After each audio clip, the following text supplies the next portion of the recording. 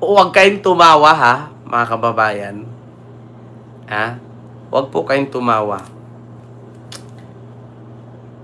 Ako, nagbe-base lamang ako sa balita, ha? Hindi po ito gawang kwento. Hindi po ito imbentong salita. Ha? Si Boy Toke, kilala nyo naman si Boy Toke, ha? Mga kababayan. Si Boy Toke po, mga kababayan, ay in-interview po na media. In-interview sa media. Ngayon mga kababayan, akala ko matalino itong si Boy Toke.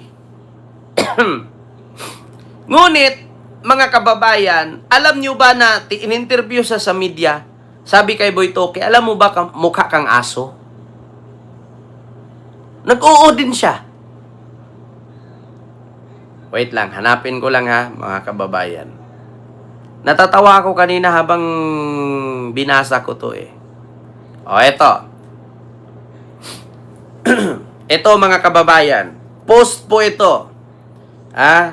This is work of satire. Ayan, nakalagay. Sa 2PH4U. In-interview po si Marcoleta. Sabi dito, Senator Marcoleta was interviewed by 2PH4U media and was asked, "Are you aware that you look like a..." Anong sabi? A pog or fag? Pag? Yung parang bulldog.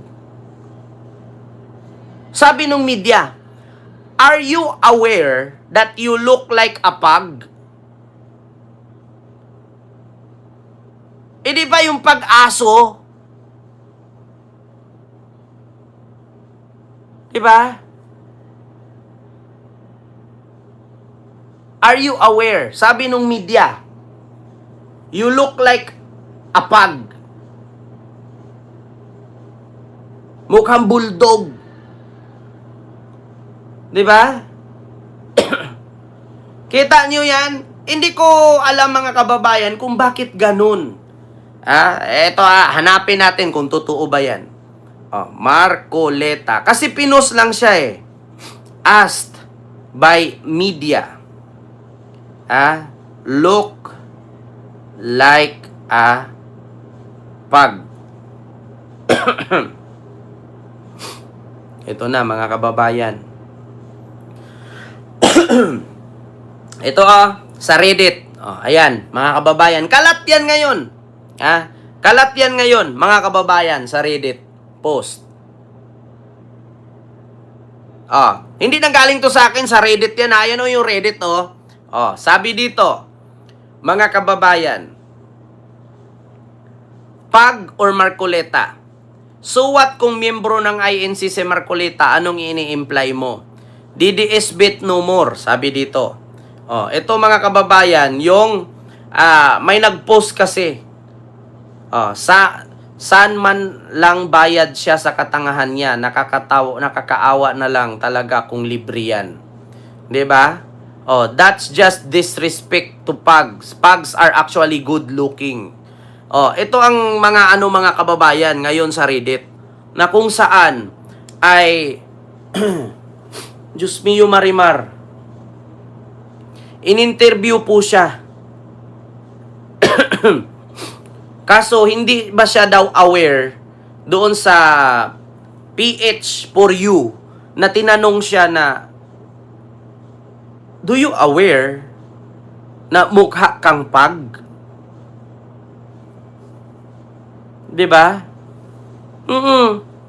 Uy, Diyos ko po, mga kababayan. Hanapin pa natin.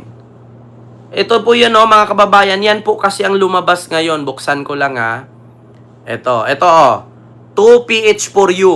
Ayan po yung mga kababayan. Nag-interview kay Marcoleta. Okay. Do you aware ba daw? Diyos ko po naman mga kababayan. Tapos may isa pa.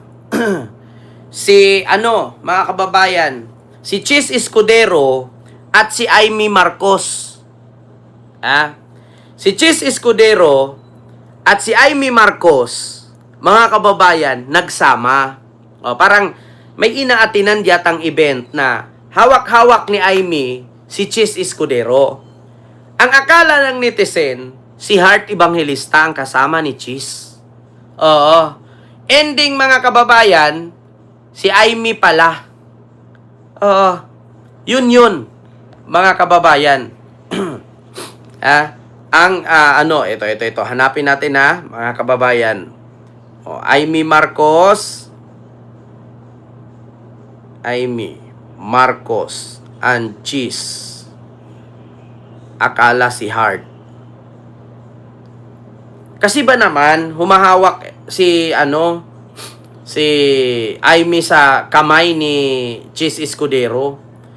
Ang akala ng netizen na bakas ang pagkalito ni Senator Aimee Marcos, nakuhaan ng pahayag. Wait lang mga kababayan. Ito mga kababayan. Ayan. Aimee at Chis. Napagkamalang si Heart, netizen humirit sa larawan ni na Chis at Aimee. According sa Abante News yan mga kababayan. Kita ninyo? Ang akala ng tao, si Heart Evangelista ang kasama ni Chis. Kasi nakahawak si Aimee dito dito ni Chis. Basahin muna natin. Wag po kayong tumawa Iba talaga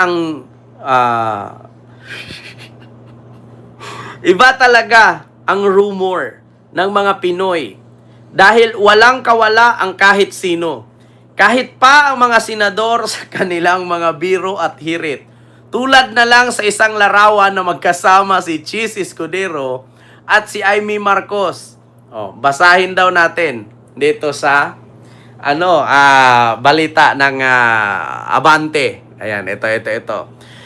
Ito pa. Isang Facebook post, ibinahagi ni Escudero ang ilang mga larawan ng kaniyang pagdalo sa pagiging ninong sa kasal ng anak ni Senator Bato de la Rosa.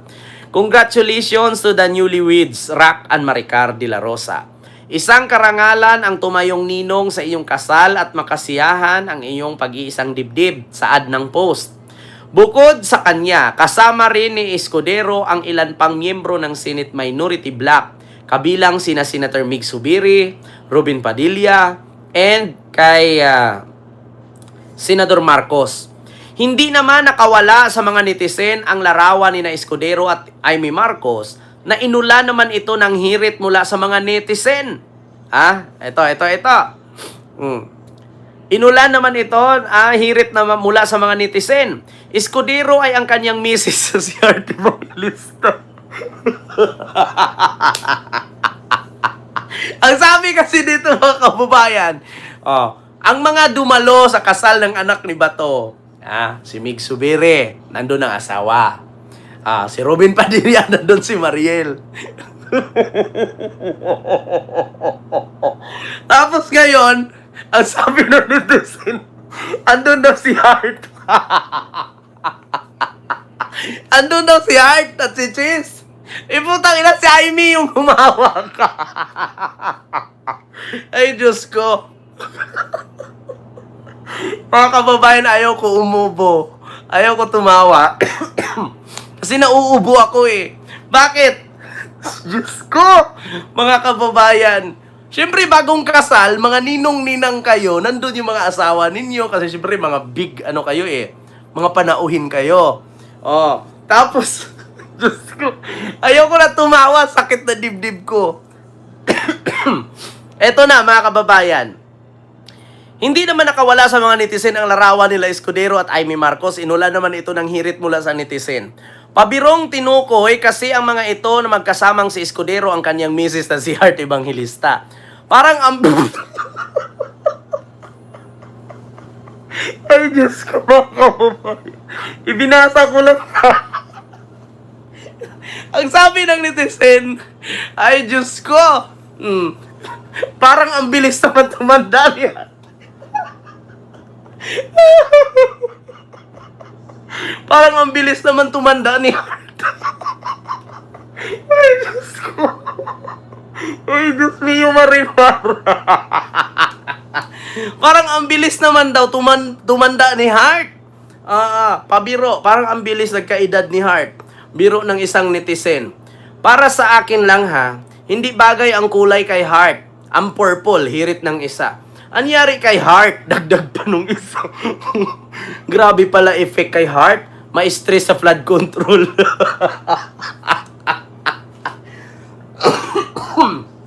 Just me, Marimar. Imbis na si Cheese ang ma-stress kasi napalitan, si Heart ang na-stress at tumanda. Grabe daw ang epekto kay Heart sa flood control issue. Ang bilis daw. Oo, grabe pala effect kay Heart na ma-stress sa flood control issue. Siya pa, say pa ng netizen. Samantalang sumang-ayo naman ang direktor na si Daryl Yap sa mga, Yap na si Marcos nga ay si Heart din. Pero ibang version nga lang. Si ni Yap sa kanyang post, hindi kayo nagkamali, si Heart din siya. Ay, Diyos ko, hugis Heart. Diba? Oh, hugis Heart. Pero na sobrang heart yun eh. Malalim. Malalim ang baon. Diba? Ang bilis daw ni Heart tumanda. Kita nyo ba naman, mga kababayan? Ano daw nangyari kay Heart? Oh, ang bilis daw tumanda. Ito talaga mga netizen eh. Nagproblema na nga tayo lahat-lahat sa flood control. Nauna nyo pang gawang issue yan. Diba? Ay, Diyos ko po. Ay, ambot na lang. Pilipino ako, nakakatawa ka at sulok ang mukha ni Amy. Heart pa rin yun. Oo, diamond nga lang. Oh, Heart, diamond, di ba? Magkasama yan. Heart, diamond, speed, malunggay. Diba? Ay, Diyos ko po. Mga kababayan. Si Marcoleta, napagkamalang bulldog. Si Amy, napagkamalang si Heart. Ano na lang yan? Kayo mga netizen ha. Ito pa.